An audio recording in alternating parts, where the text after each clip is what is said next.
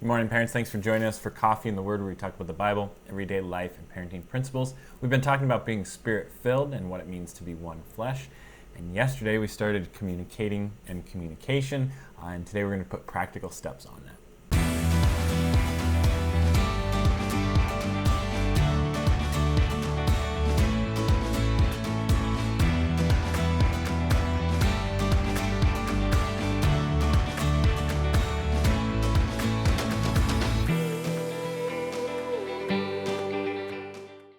I love that we started communicating yesterday.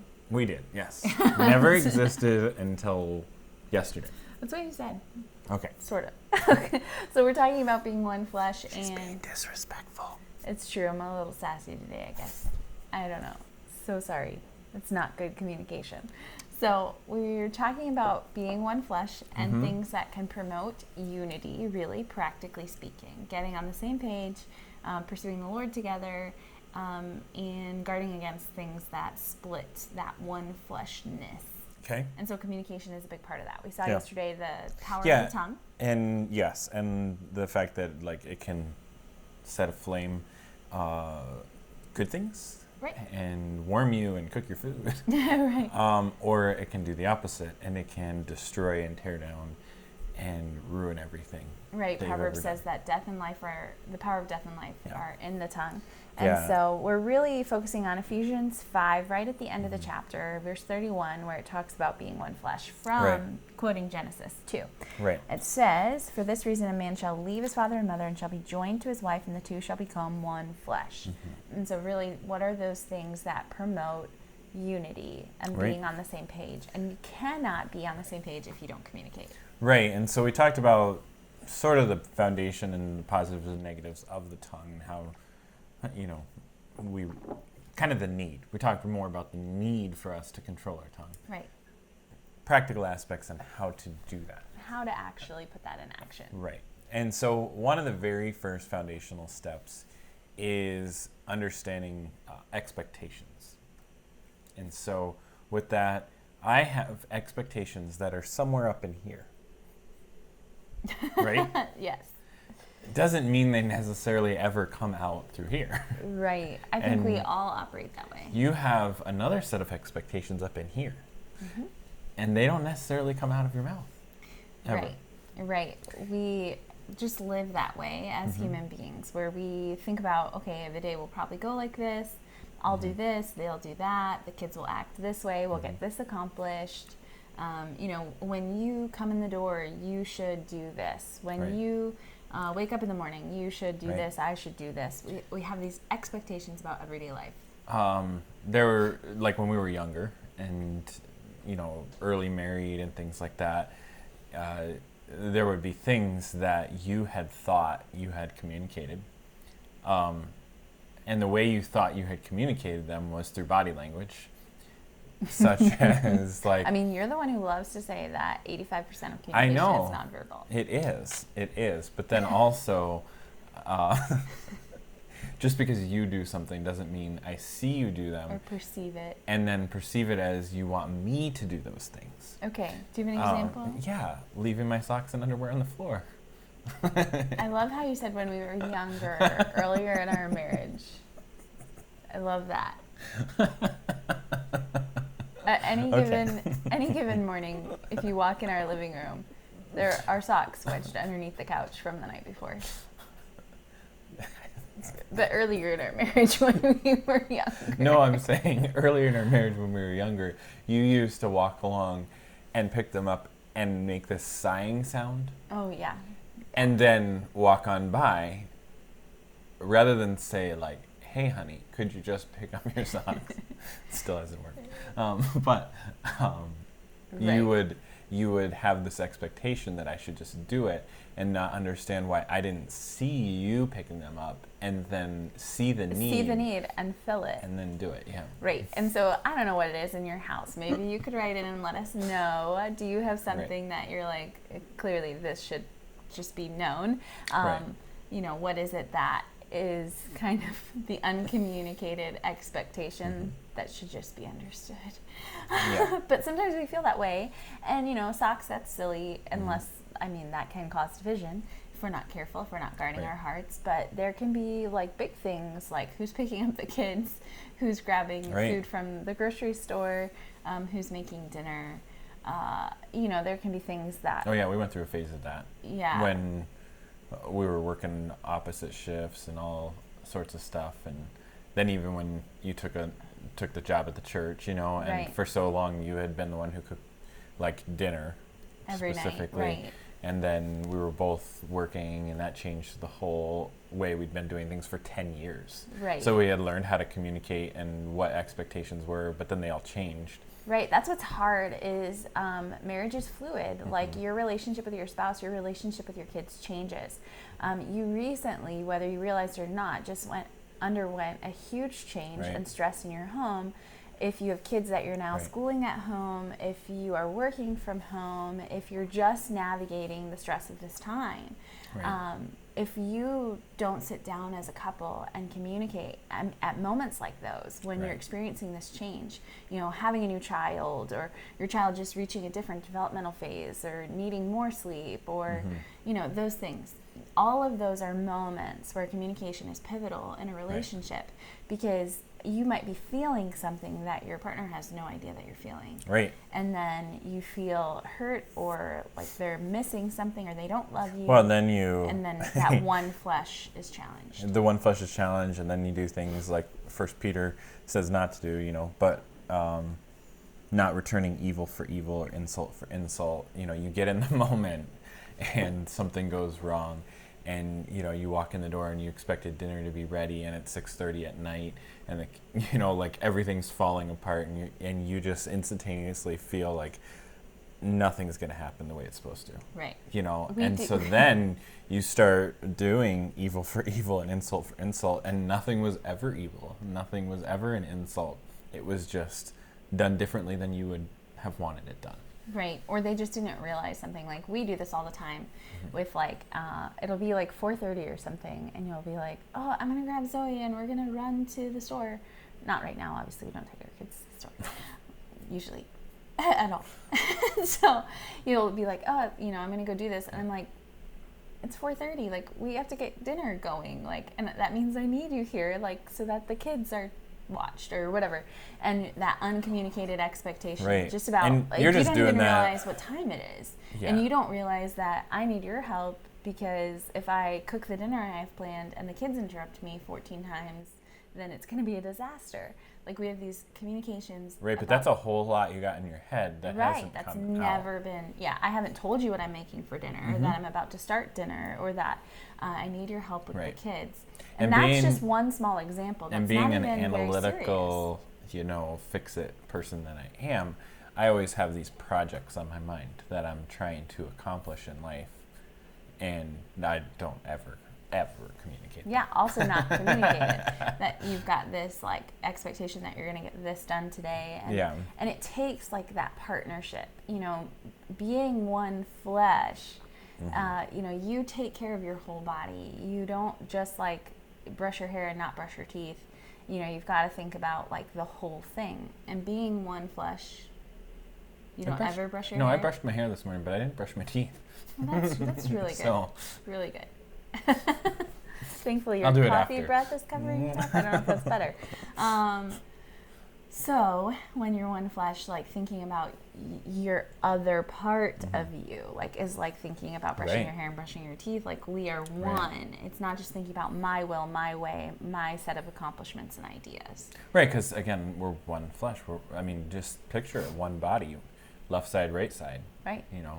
And we're actually sitting wrong, because you're left-handed and I'm right-handed. So like, I should be the right hand, you should be left hand. No. No? Okay. The Lord works in our weaknesses. Okay. Well, We'll just ask for them for this. but with that, like, half of your body can't not communicate with the other half of your body. Right, it would be And a expect disaster. anything to get done. And that's why, it talks about unequally yoked and putting two oxen together. Like, that's the picture. And if this one's just like dragging or going the other way, like, things get tough. Right. you And we know. talked about how that aspect of being one flesh is so multifaceted, right? Mm. You have the physical, the mental, the spiritual, the emotional, all these different things. Yeah. And so communication, really, it covers a lot of those things that are important for unity, because it is totally mental with like, here are my plans, here's the direction that we're going as a unit, as a family, as individuals. It also is spiritual, like when you think about like leading your home spiritually and being on the same page spiritually, and knowing how you're doing with your walk with the Lord. Like, you've got to communicate that. It's got to come out. Emotionally, like, you can wreck someone or build them up. There is a good book, if you've never actually talked about this with your spouse or worked through things like this, like who folds the towels and who mows the grass and takes the trash out, and those kind of things. There is a book that I often recommend for marriage counseling, for people who are thinking about getting married or engaged to be married, and it's called Saving Your Marriage Before It Starts.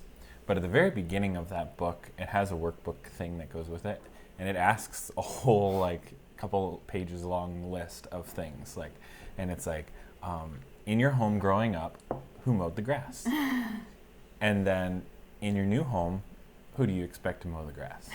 You know, and you're supposed to do, like, husband and wife do these lists separately and then come together and compare, because they're just things you don't think about, but they're the things that stress you out and cause and problems. So that might seem like just like silly little, like, you know, maybe you did that before you got married, but again, every time your life stage changes, you've got to like be intentional. Yeah, do that thing again. Yeah, about doing it again, or like being able to speak up. I know for me, humility and pride, like, those tend to be issues where I want to be able to handle it. Like, I look at the Proverbs 31 woman and I'm like, I've got to like be on it in all of these areas.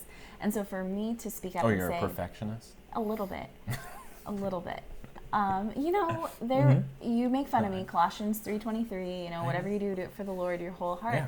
That was like ingrained in me by the Lord and by myself, to where like I think I should be able to do it.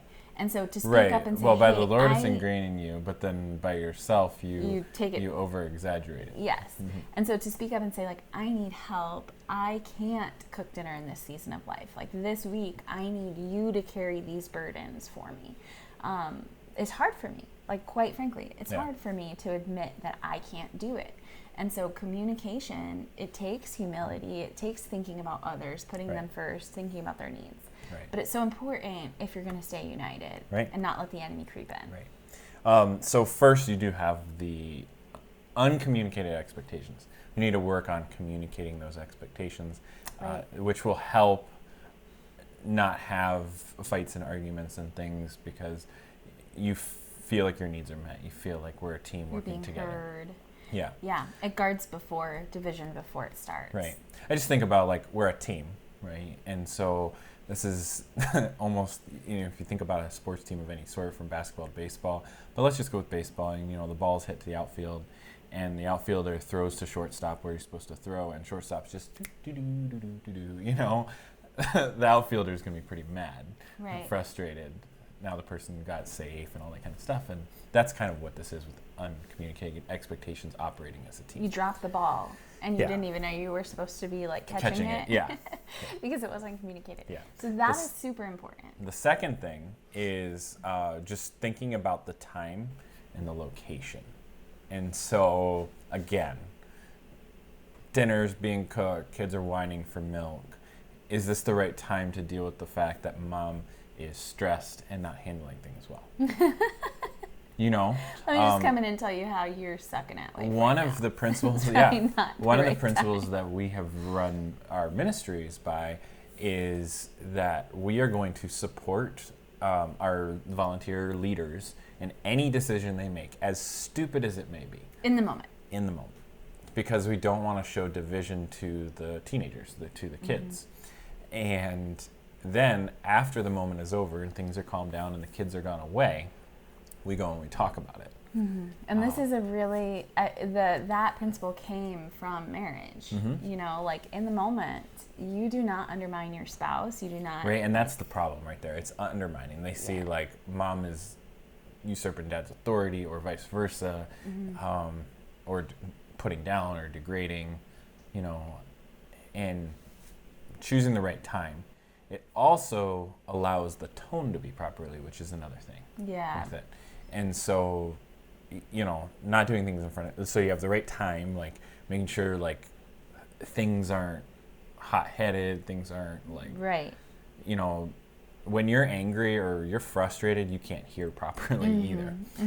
And so location, not in front of kids, not in front of other people, not in public. And that's not to hide what's going on. It's to not defame the person. It's guarding their heart. And then to find the right time, which allows the tone to come in. Because again, when you're in the moment, in the heat of the moment, and agitated and angry, good things aren't said. Right. Ephesians 4:15 says, speaking the truth in love. Yeah. There are times that truth has to be given. When it says that, it's like correction, discipline, setting back on track. And it's so important with our spouses and with our kids and with others, that we speak that truth in love. And part of the in love part is considering, what do they have going on right now? When can this be said and accepted?